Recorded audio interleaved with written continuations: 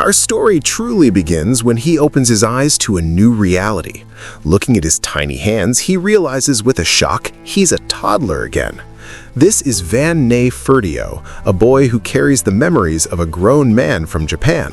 As he struggles to climb onto a stool to look out the window, he is greeted by a breathtaking sight, a sprawling, walled kingdom under a vast sky. His awe is interrupted by Till, his panicked and devoted maid. Despite being only 2 years old, Van speaks with a sophistication that leaves Till speechless. He already remembers his family, his stern father, Jalpa, and his older brothers, Mercia, Jalda, and Sesto. He is a Fertio, a noble house where magic is everything. At the family dinner table, the atmosphere is heavy. Lord Jalpa Fertio, a man with a gaze like cold steel, expects greatness. In this world, a noble's worth is measured by their magic: fire, water, wind, and earth, the 4 great elements. Jalpa and his older sons all possess powerful elemental magic. Jalpa looks at young Van with high hopes, believing his son must surely inherit the Fertio family's signature fire magic. Little does he know, Van is already feeling the pressure of these impossible expectations. At just 2 years old, Van's education begins under the watchful eye of Esparta, the family's strict and highly capable head butler. While most children are playing with toys, Van is buried under a mountain of books. Thanks to his adult mind, he masters reading, writing, and mathematics in mere weeks. Esparta, sensing a genius, triples the workload. Van may be a prodigy in the eyes of the staff, but to him it feels like a never-ending survival trial. By age 4, Van starts combat training. While he's physically small, his tactical mind allows him to fight on par with older boys. But it's his heart that truly sets him apart. After defeating a commoner boy in a duel, he reaches out a hand with a warm smile. The commoners are shocked. Nobles usually look down on them, but Van treats them with genuine kindness. He isn't just a genius, he's a leader they can love. Van's rest is often interrupted by Dee, the hot-headed vice captain of the Knights. Dee is obsessed with Van's potential and wants to turn him into the greatest swordsman of the kingdom. Van tries to hide, exhausted from his studies, but Dee always finds him. Even as he's dragged into grueling training, Van starts to realize that this new life, though difficult, has a fulfillment his previous life never did. Now 6 years old, Van visits the city market. The vibrant colors and bustling trade fascinate him until he sees the dark side of this world. A young boy with wild, dark hair is being treated like an animal, bound by ropes and beaten by a cruel slave trader. The boy, named Kamushin, is being sold for a pittance because he lacks useful magic. The sight makes Van's blood boil. Van doesn't hesitate. He steps forward and buys Kamushin for 5 silver coins, shocking everyone. He immediately unties the ropes and tells the boy he is free. But Kamushin, having nowhere to go and moved by Van's mercy, chooses to stay by his side. A new bond is formed, one built on loyalty rather than chains. Finally, the day of the magic appraisal arrives. Van is now 8. Under a pouring rain, the Fertio family gathers in a grand hall. This is the moment that determines his future. The commoners cheer, convinced their genius young lord will manifest legendary fire magic. The crystal glows, but the result is a disaster. Van has 0 aptitude for elemental magic. Instead, he possesses production magic, the ability to create objects from thin air. In the eyes of Lord Jalpa, this is useless craftsman magic, unworthy of a Fertio. Furious and ashamed, Jalpa prepares to cast him out. However, his eldest brother, Mercia, intervenes. He suggests a mercy. Instead of execution or total exile, send Van to a nameless, remote village on the edge of the frontier. It's a death sentence in all but name, but Van takes it with a smile. As Van prepares to leave the only home he's known, he isn't alone. Till, his loyal maid, and Dee, the knight who refuses to give up on him, decide to follow him into the unknown. They pack their wagons and head toward the frontier. As the carriage passes through the gates, Van expects a quiet exit. Instead, he finds the streets lined with hundreds of commoners. They don't care about his magic, they care about the boy who smiled at them and saved a slave. They cheer his name, wishing him luck. With tears in his eyes and a heart full of hope, Ney Fertio sets off. He may have been exiled, but with his production magic and his loyal friends, he's going to build a kingdom the world will never forget. Our story picks up with young Ney Fertio, his loyal maid Till, and his new friend Camushan traveling deep into the forest toward their new home. But Van isn't just sitting idle, he's experimenting. With a crackle of blue energy, he creates a small, sharp dagger out of thin air. Camushan and Till are amazed, but Van is humble. He knows production magic is looked down upon by the elite, but he is determined to find a way to make it useful. Little do they know, they're about to be put to the test sooner than expected. The carriage finally reaches the nameless village, but there are no welcoming banners, only smoke and screams. The village is under siege by a large group of bandits and mercenaries. The villagers are terrified, huddled behind a flimsy wooden fence that won't hold for long.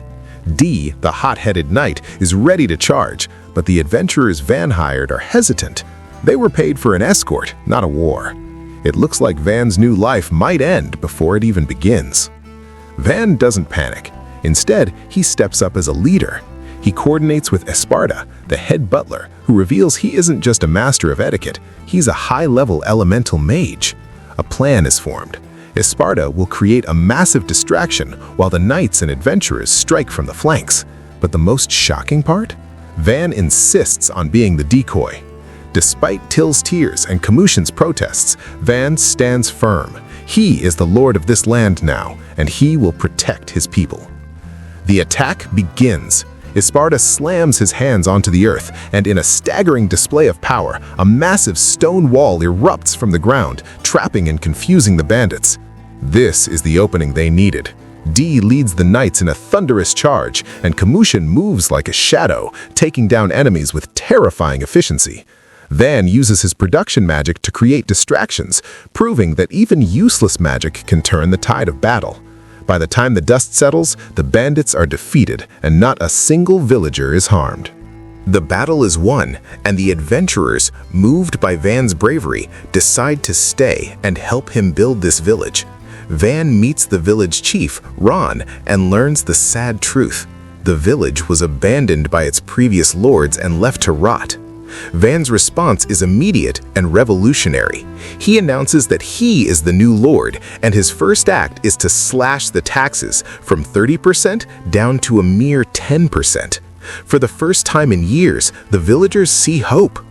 Van knows that stone walls aren't enough for long-term safety. He asks Esparta to reinforce the earthworks, but then he reveals his own secret weapon. Using his production magic, he creates wood blocks.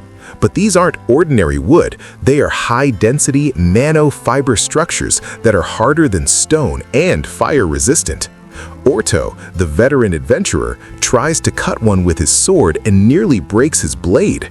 Van's useless magic is starting to look like the most powerful tool in the world. That night, as his team huddles around a campfire, Van realizes they have no proper place to sleep. He looks at the open space in the middle of the village and closes his eyes. He visualizes every pillar, every room, and every balcony. In a massive surge of blue light, a giant, elegant mansion begins to assemble itself like a 3D printer in overdrive. By morning, a grand estate stands where there was once only dirt. The villagers wake up to a miracle. The episode ends with the villagers and his loyal followers standing in awe of their new lord's power. Ney Fertio might have been exiled, but he has the memories of a modern world and the magic to build it. The frontier is about to change forever. The morning after Van's miracle, the villagers, the knights, and even the stern butler Esparta stand in stunned silence. Overnight, Van used his production magic to build a grand two-story mansion in the middle of a barren wasteland. Till is practically glowing with pride, but Van remains humble. He discusses a core philosophy. While the world prizes combat magic for destruction, his production magic is what actually makes life worth living. He isn't just building a house, he's building a future. Van doesn't stop with his own home. He looks at the villagers' crumbling, drafty shacks and decides it's time for a total overhaul. Using a grid-based urban planning design he remembers from his past life, he begins a great renovation. In a series of blue light flashes, the entire village is transformed into a modern, fortified town with sturdy stone and wood houses. The villagers are overwhelmed with gratitude, realizing their exiled lord is actually their greatest blessing. Work is exhausting, and Van knows that morale is just as important as infrastructure. His next project? A massive communal bathhouse. He explains the concept of a goemon burrow, a large iron kettle bath. While Van initially hopes for a peaceful soak, he is quickly interrupted by Dee and the other knights, who insist on a naked bonding session. It's a moment of levity that shows how much the warriors have come to respect their young master. The town looks great, but Esparta brings Van back to reality with a harsh truth. Beauty doesn't pay the bills. The village has no exports and no steady income. They discuss potential products, but most of Van's creations are too unique or require his constant magic to maintain. They need a natural resource to trade with the outside world if they want to survive the next winter. Luck follows the optimistic. Mercia and the adventurers return from the nearby Wolfsburg Mountains with a shocking find: mithril ore and high-grade iron. This is a game changer. Mithril is incredibly rare and valuable. However, Esparta warns that such a discovery is a double-edged sword. If the Fertio family hears there's mithril on Van's land, they might take the territory back and exile Van to a place even worse. They decide to keep the discovery a secret for as long as possible. To protect their secret and their home, Van begins crafting elite gear. He creates a giganite shield and a beautifully decorated dagger for Kamushin. When Orto, the veteran adventurer, tests a wooden shield Van made, he's horrified to find his steel sword can't even leave a scratch on it. Van has discovered how to manipulate the molecular density of materials, making wood stronger than iron. The peace is shattered when scouts report a pack of armored lizards charging toward the village. These aren't ordinary monsters, they are biological tanks. The villagers panic, but Van springs into action. He orders the drawbridge raised and the gates locked. He stands atop the new stone walls looking down at the incoming threat. The episode reaches its climax with Van giving a stirring speech to the terrified villagers and his small band of soldiers. He tells them that he cannot protect this home alone. He needs their strength, their eyes, and their hearts. Inspired by his courage, the villagers pick up tools and prepare to fight. As the lizards slam into the fortified walls, Van prepares to show them the true power of a production mage. The peace of Lord Vaughn's growing village is suddenly shattered. A swarm of armored lizards, monsters known for their impenetrable scales, is charging straight for them. The villagers are terrified, but Vaughn remains calm. He rallies the men, reminding them that they aren't just fighting for survival, they're fighting for the home they've built together. On the walls, the veteran knight Dee prepares the defenses. They have powerful ballistas, but there's a problem. They only have a handful of iron-tipped bolts left. Vaughn orders them to fire. The iron bolts pierce through the monsters with ease, but the lizards keep coming. With only one iron bolt remaining and dozens of monsters left, the situation looks grim. If the lizards reach the walls, the village is finished. But Vaughn has a crazy idea. He tells Dee to load the ballistas with wooden bolts. The knights are skeptical. Wooden bolts against steel-hard scales? It sounds like suicide. But Vaughn isn't just an optimistic kid, he's a master of production magic. He has faith in the quality of the wood he's processed. To everyone's shock, the wooden bolts work. They are so perfectly crafted and aerodynamic that they penetrate the lizard skulls just as well as the iron ones. In a matter of minutes, the unbeatable swarm is annihilated. The village erupts in celebration. They haven't just survived, they've achieved a flawless victory without a single casualty.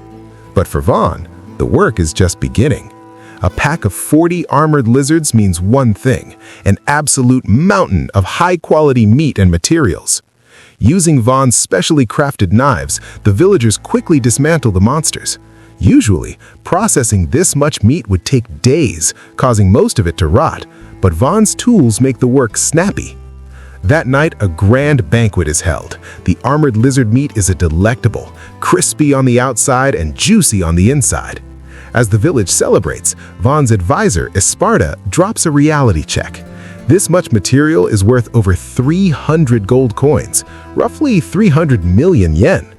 While Vaughn sees dollar signs, Esparta sees danger. If the greedy duke, Vaughn's father, finds out the useless son is suddenly rich, he'll find a way to seize it. To stay under the radar, Vaughn decides to send word to his kind older brother Mercia and give him the credit for the monster cull. It's a clever political move to protect their easygoing lifestyle.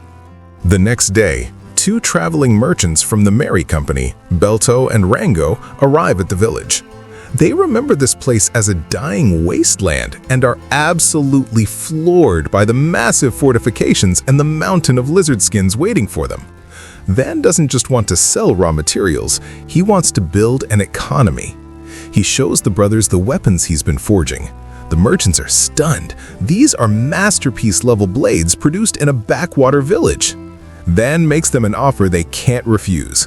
He wants them to set up a permanent shop in the village to handle all his exports. When they ask where the shop will be, Van simply uses his magic. In a flash of light, a beautiful two-story stone building appears out of nowhere. The merchants' faces are a mix of terror and awe. They realize they aren't just dealing with a kid, they're dealing with a legend in the making. But the peace is short-lived. A messenger arrives from the neighboring territory of Count Ferdinand. It's Panamera, a high-ranking knight with a fierce reputation, and the Count's daughter, Alte. Panamera is here on a scouting mission. The Count is suspicious of how a banished boy has built a fortress in weeks. She suspects Van's father is secretly funneling an army here to start a war. To clear the air, Van shows her his blueprints. He explains the Star Fortress design, a revolutionary architectural style that provides overlapping fields of fire and makes the walls impossible to scale. Panamera is won over. She realizes Van isn't a puppet for his father. He's a genius. She's so impressed that she completely flips her mission. Instead of spying on him, she decides Van is the perfect match for the Count's daughter, Alte. Poor Van is caught off guard. He's only 8 years old, and now he's being pushed into a political engagement. Alte, while shy, seems to be taken by Van's kindness and his incredible magic. Panamera decides to stay the night to observe more. Then, ever the host, builds a luxury inn on the spot. During dinner, he wins over young Alte by promising to show her the cute things he can make, like dolls and flowers. As the sun sets on a very busy day, Van has secured a trade route, a powerful ally, and potentially a fiancé. His easygoing life is getting more complicated by the second, but with his production magic, Lord Van is ready for whatever comes next. Life in Lord Van's territory is never dull. Just after building a massive lake for the village, humbly named Vanco by the residents, Van discovers a surprise guest. A young girl with fins and gills is staring at them from the water. His advisor, Esparta, identifies her as an Apkalul, a rare demi-human race that is half human and half fish. Usually, they live in the deepest parts of the forest, but it seems Van's high-quality lake has attracted them like a magnet. To show he means no harm, Van uses the universal language of diplomacy: delicious food. The girl, named Radhapriya, or Radha for short, is hesitant at first, but one bite of the grilled lizard meat has her hooked. She's shocked that a human kid could defeat such a powerful monster. The peaceful lunch is interrupted when the king of the Apkalul tribe emerges with his army. He's Radha's father, and he's looking for the hero who culled the lizard pack. When he realizes it's the 8-year-old Van, he doesn't just thank him, he offers Van his daughter's hand in marriage. Van is naturally panicked. He's already being pushed into an engagement with Alte, the Count's daughter, and now he has a mermaid princess to deal with. Van tries to decline politely, but the king is persistent. He explains that his people are being driven out of their homes by monsters and need a strong leader to protect them. Instead of a wedding, Van offers a trade. In exchange for the Apkalul helping with the village's underwater construction and sewage systems, Van builds them luxury rest houses on the lake. The king is stunned by Van's magic, but he still needs to test if Van is a worthy man. To settle the marriage debate, the king challenges Van to a best-of-3 competition. Van, being the clever modern world soul he is, chooses the first game, water volleyball. It's a fierce match. On Van's team are the Knight D and the fierce Panamera. On the other side are the King and Rada. Despite the Apkalul's natural agility in water, Van's team uses sheer physical power and teamwork to take the first win. The second match is a swimming relay. This seems like an easy win for the fish people, but they didn't count on D. The veteran knight transforms into a literal torpedo, using a stroke the Apkalul have never seen. He wins the race, but loses his swimsuit in the process, resulting in a victory that is both impressive and highly awkward. With the score tied, Van introduces the final challenge, a shaved ice eating contest. Van teams up with young Alte, while Rada and the king represent the Apkalul. The king thinks this is a test of speed, but he's never encountered the deadliest weapon in a human's arsenal, the brain freeze.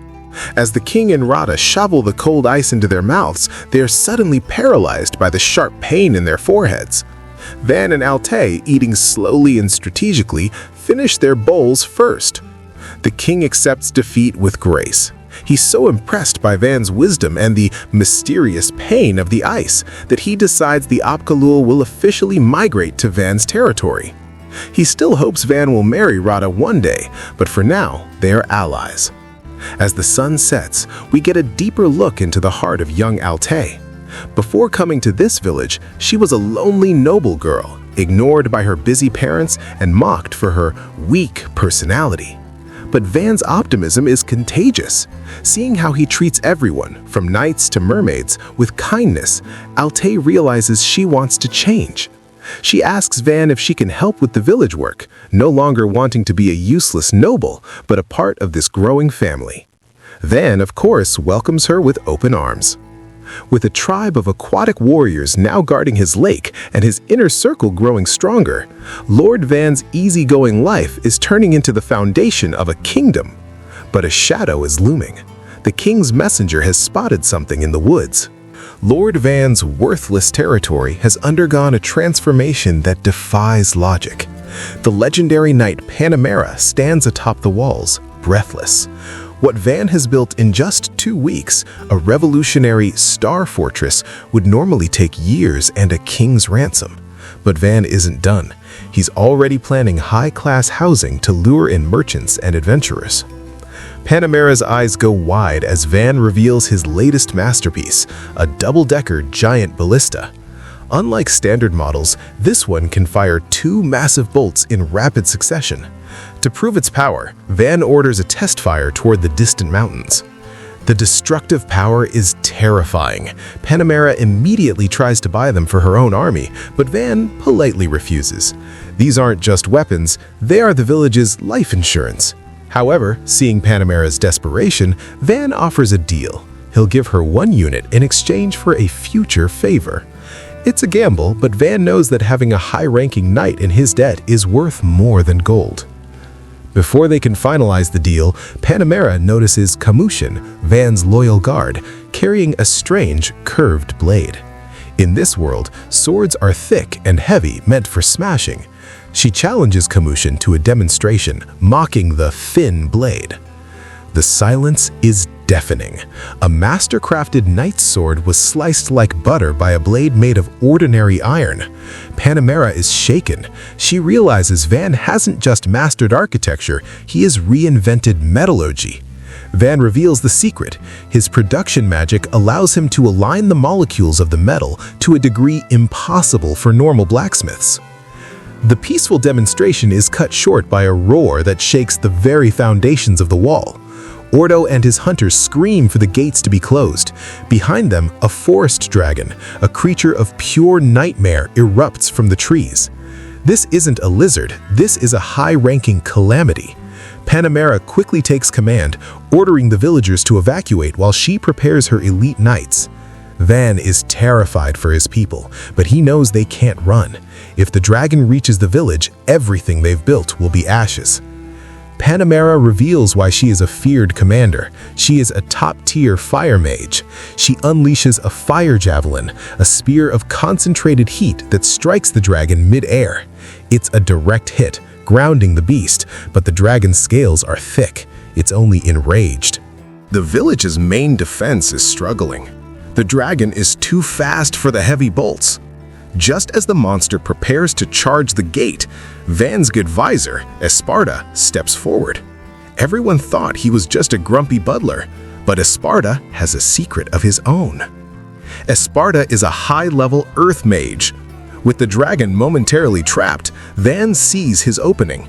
He uses his production magic on the fly, creating a series of traps and reinforcing the ballista bolts with the same sharpening technique used on Kamushin's katana. It's a race against time.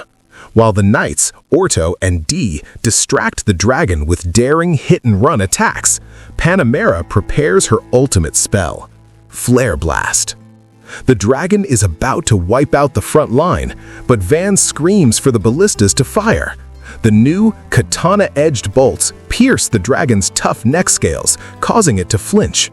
In that split second, Panamera releases her spell. A massive explosion engulfs the dragon's head. With one final heroic strike from the Knight D, the forest dragon collapses. The impossible hunt is over.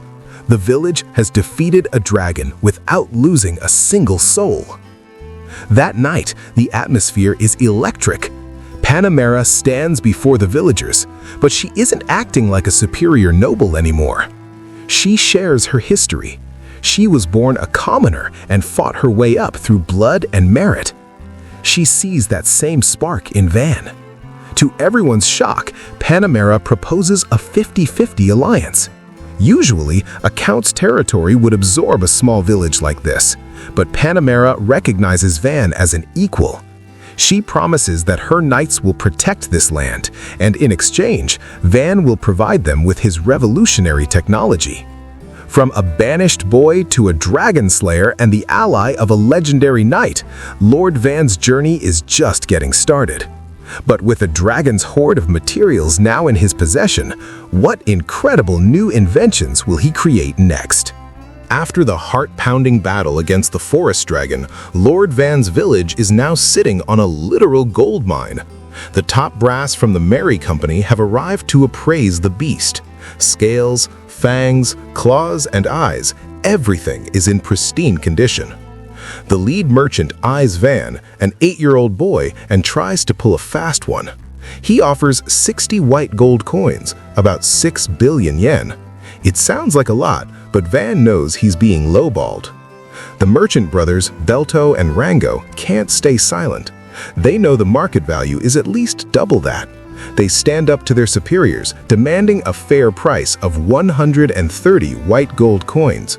The lead merchant is furious and fires them on the spot for insubordination. But Van isn't about to let his friends walk away into poverty. He makes them a life-changing offer. If you don't have a company to work for, why not start your own? To start a legitimate merchant guild, they need 3 things: a fee, a shop, and a noble's recommendation. Van has the magic to build the shop and the money for the fee, but he lacks the political standing to give a recommendation. That's where the fierce Panamera steps in. Panamera agrees to sponsor the brothers, but she warns Van, if his greedy father finds out he's becoming a powerhouse, the Duke will surely come to reclaim the land. To protect Van, Panamera decides it's time to go to the king. Panamera arrives at the capital and kneels before King Dino. She delivers a report that sounds like a fairy tale. She tells the king about a young boy who was banished to a wasteland only to build a fortress, defeat a bandit army, and slay a forest dragon, all without losing a single soldier. The king is skeptical until Panamera produces the proof, a dragon fang the size of a human torso. She explains that while she helped, the true hero is Van. She urges the king to grant Van an official rank to ensure he can govern the land independently from his father's interference. The king is impressed by Van's production magic, a gift usually considered useless for war, but now proving to be a revolutionary force. He makes his decree. Van is no longer just a banished son. He is now Baron Van Ney Fertio. Back home, Van isn't resting on his laurels. He uses his magic to construct two massive landmarks, the Olivo Tower and the Budo Tower.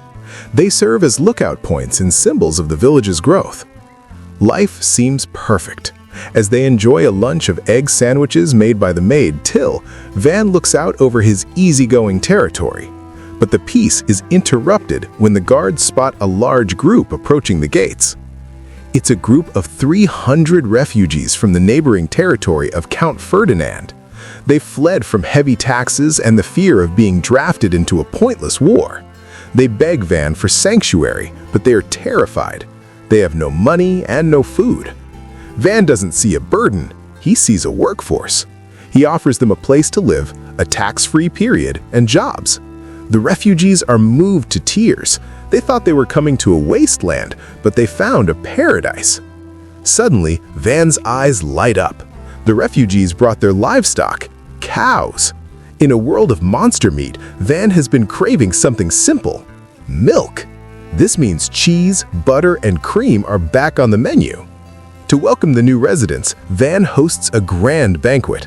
The smell of grilled meat fills the air, but the highlight of the night is the dessert. Using the fresh milk from the cows, Till creates something the villagers have never seen: strawberry shortcake. One bite of the light, fluffy cake and fresh cream, and the refugees' fears melt away.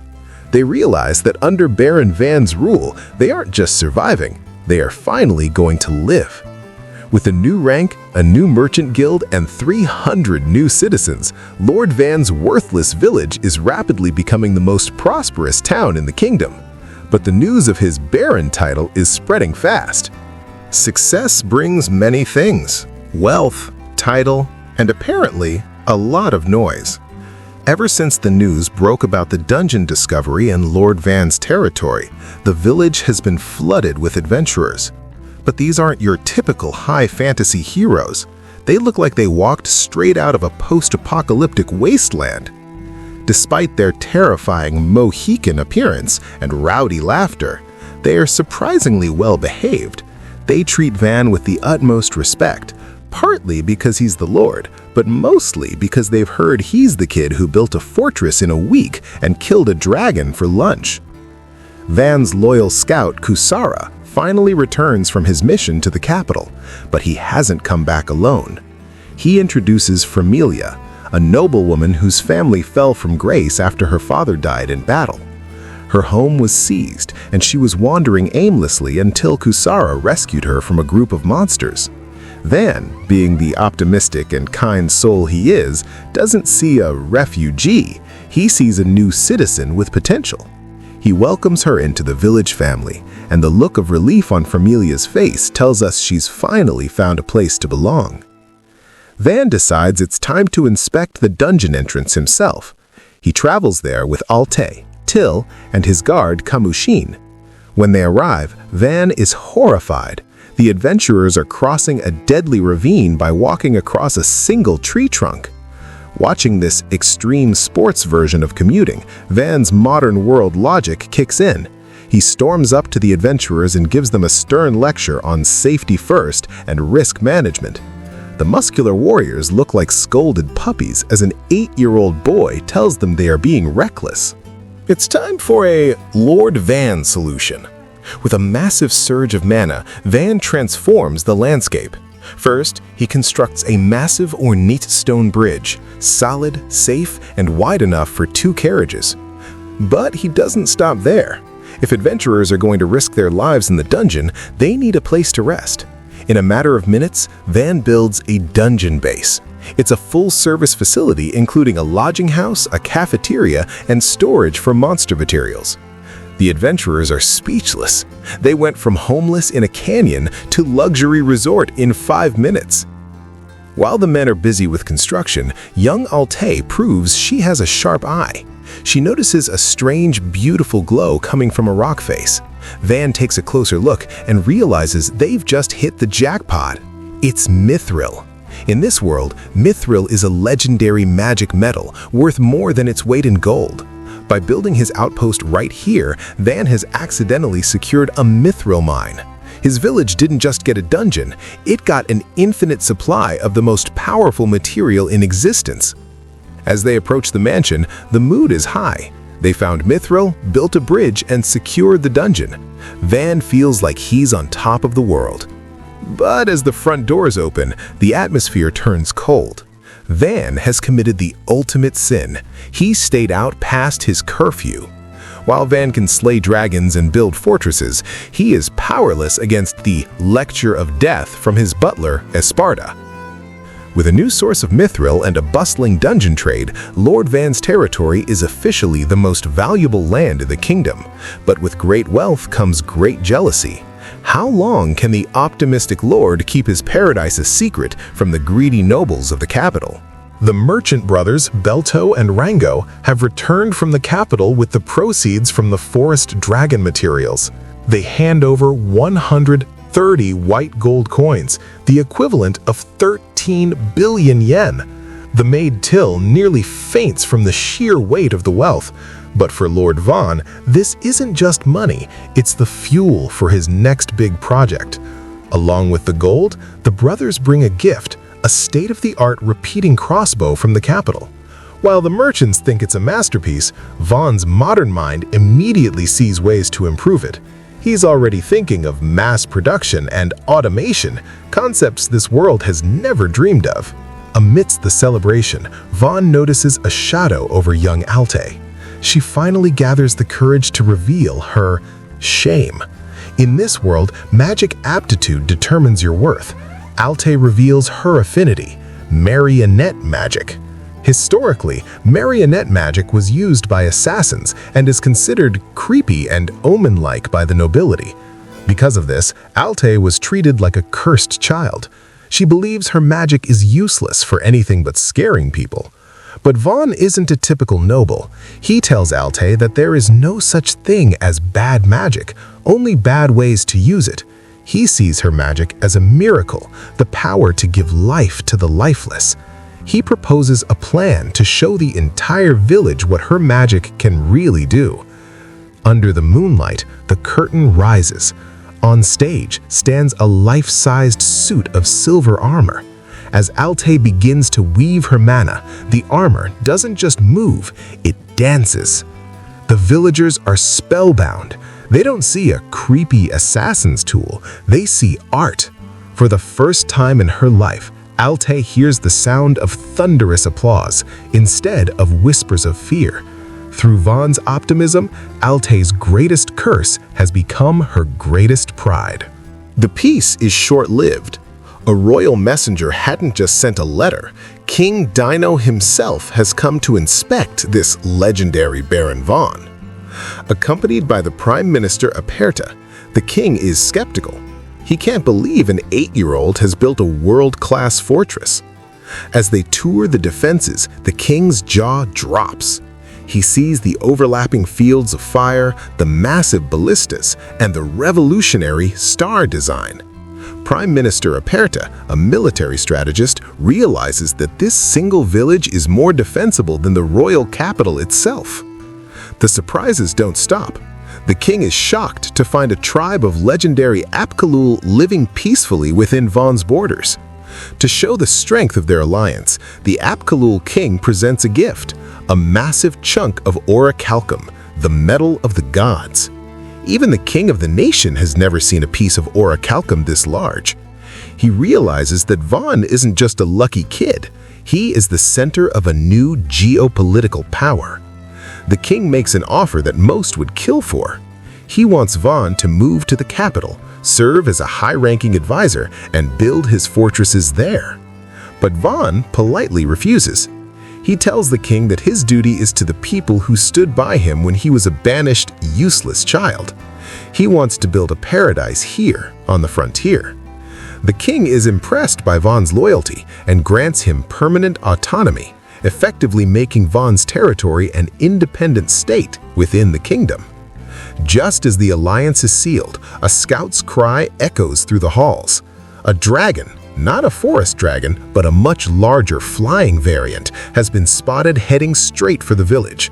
Just when Lord Van thought he could finally enjoy his milk and shortcake, a new threat emerges from the shadows. Meet Prince Unamogu, the 8th prince of the Marionette Kingdom. He's arrogant, he's overconfident, and he's currently leading an invasion force toward Van's village. Marionette and Van's home nation, Stardaria, have been rivals for ages. Unamogu thinks he's a genius strategist. He believes Van's village is just a worthless frontier outpost, and that the massive walls are nothing but stage props made of painted wood. He's about to learn a very expensive lesson in architecture.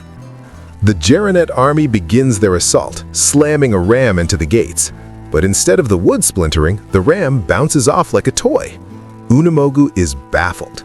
He orders his men to scale the walls, still convinced they are fake. Van decides to have a little fun. He greets the prince, calling him out for trespassing. When the prince demands to know how a child built such a fortress, Van simply replies, "I had some help from the villagers." Furious, Unamogu orders his trump card into the sky, a unit of wyverns. He thinks air superiority will win the day, but he forgot one thing. Van isn't alone. Panamera is ready to play. Van introduces his latest invention, the shuriken bomb. These are hollow wooden spheres packed with hundreds of razor-sharp mithril-reinforced shurikens. It's absolute carnage. The sky turns into a meat grinder. The wyverns are shredded instantly, and the ground troops are pinned down by a rain of steel. Van's production magic has turned simple carpentry into a weapon of mass destruction. The prince's jaw hits the dirt when he sees the king of Stardaria standing right next to the useless boy. He realizes he hasn't just attacked a village, he's accidentally declared war while the enemy king was visiting for tea. The Marionette forces are captured, and the arrogant prince is tossed into a cell. But the victory is short-lived. During the interrogation, Panamera uses her intense questioning techniques, mostly involving a very sharp dagger and a scary look, to make the prince talk. He confesses that this attack was just a diversion.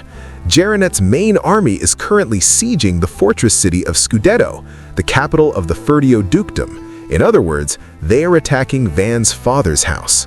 The king asks Van to lead a relief force to Scudetto. Van's first reaction? No thanks. He remembers how his father banished him and called him useless. Why should he save the man who threw him away? However, Panamera reminds him of his duty as a baron. If Scudetto falls, Marionette will have a direct path to the royal capital, and Van's peaceful village life will be over. Reluctantly, Van agrees, but on one condition: he organizes the unit his way. Van's relief force is the strangest army in history. He gives them a rousing speech, not about glory or honor, but about safety. He tells them, the only goal is to come back alive and have a barbecue. The Mohicans roar in approval. They aren't fighting for a duke, they are fighting for Lord Van's next party. Back at Scudetto, things are looking grim. Duke Jalpa is losing his grip. He's shocked when his eldest son, Mercia, arrives with news that a Baron Van is coming to save them.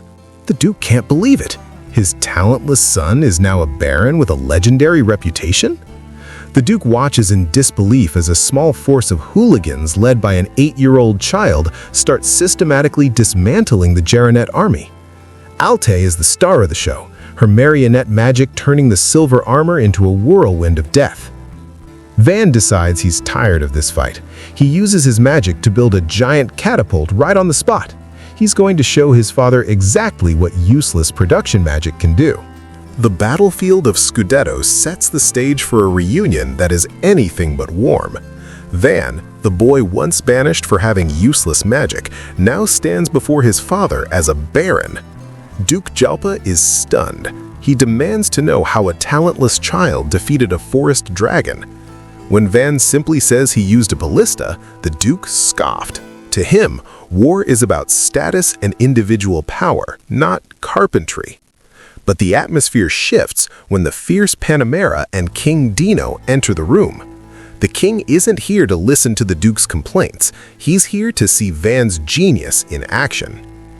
The Marionette Kingdom has taken Scudetto's outer walls using two terrifying advantages: a swarm of wyverns and a mysterious new weapon, black spheres that explode with devastating force. The nobles are panicking, but Van has a different concern. When the king asks him to lead the charge, Van gives a very Van-like answer: "No thanks, I might get hurt."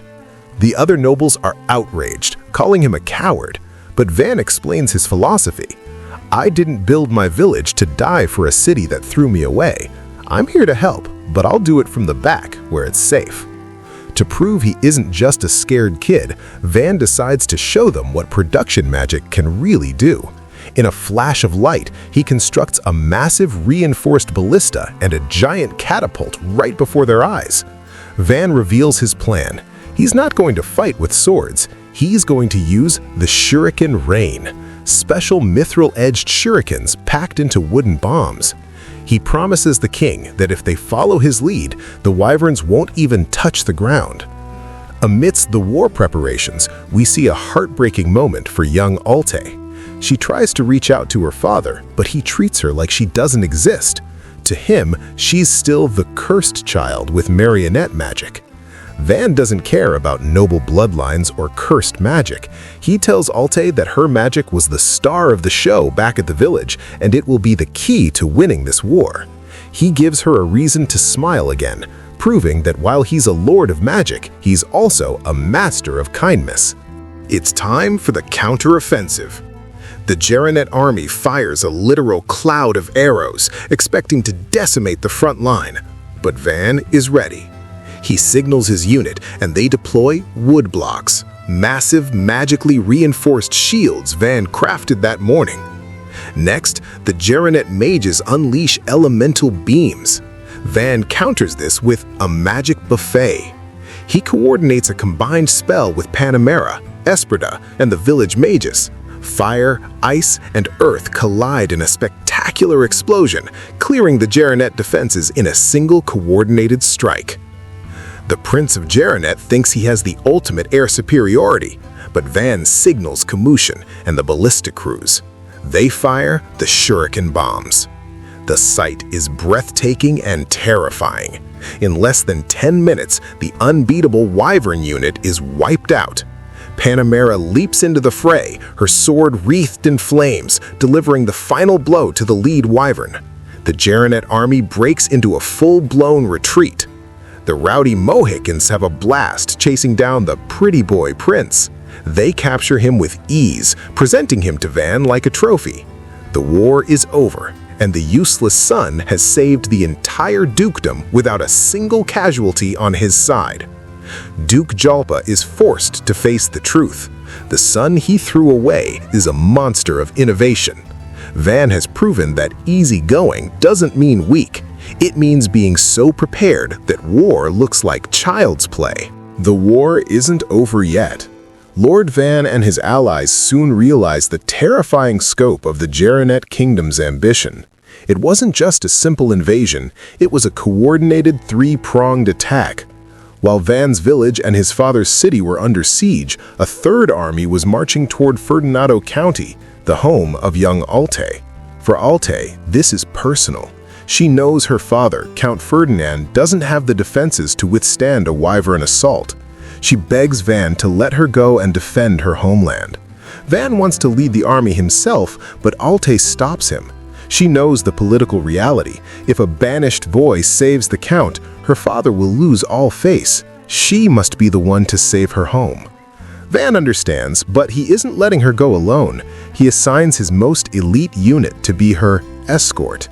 He tells Orto and Dee that their only mission is to ensure Alte comes back smiling.